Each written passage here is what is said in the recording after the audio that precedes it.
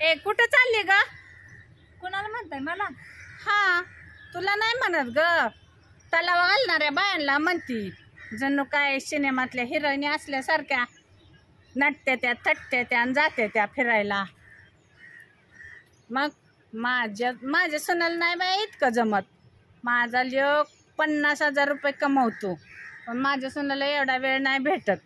आणि माझी नातवंड इंग्लिश स्कूलला आहे, ती अशी मोकळी नाही ती ह्यांच्यासारखी गली गलीनं फिरणारी.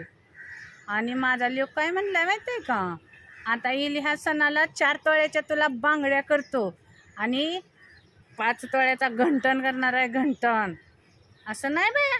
आणि हे बघा, तरी माझी सून कधी मला उलटं बोलत नाही. आणि जेवलेलं ताटसुद्धा मी कधी उचलत नाही.